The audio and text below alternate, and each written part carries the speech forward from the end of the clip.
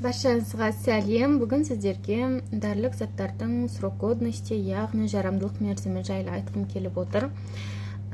Сіздерге айта кететінім, мысалы, осы жылдың 6 айында жарамдылық мерзімі бітетін дәрілерді 5 айда, мысалы, үйінде бітеді срогі.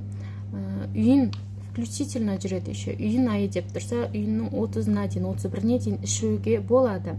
Май айында алып жатсаңыз, қорықпай ала беріңіз.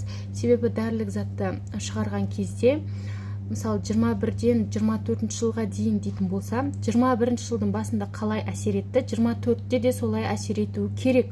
Сондай жаңағы талаппен дәрілер шығарады. Оны қаншама жаңағы этаптардан срогы өткенге дейін, сол уақытқа дейін тура сол әсер ете ма деген сияқты испытаниялар жасайды. Сондықтан қорықпай іше берсеңіздер болады.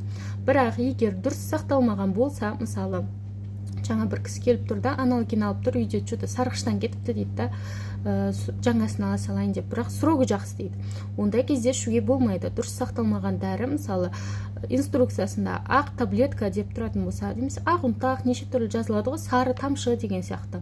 Егер түсі өзгерген болса, бірақ жаңағы срогі өтпеген болса, оны қолдануға болмайды. Ол дұрыс сақталмағандықтан қандай да бір химиялық процесс жүрді, окисление жүрді ма, кім білсін.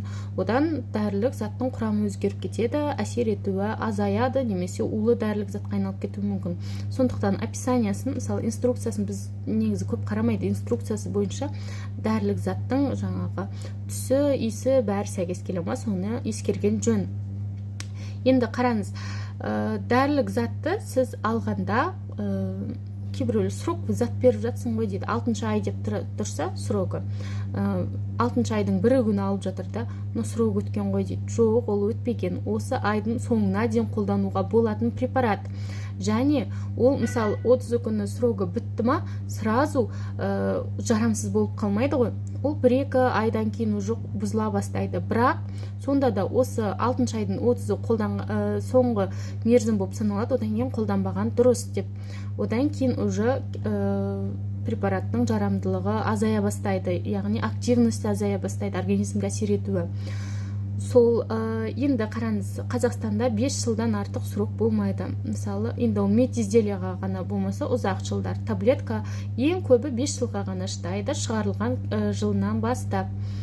Сондықтан мұқият болыңыздар сақталу мерзіміне, сақталу жағдайына. Холодильникте болса холодильникте, комнатный температурада болса комнатный температура. Комнатный температура дегеннің өзі 25-ке дейін емес, 22-де сақталған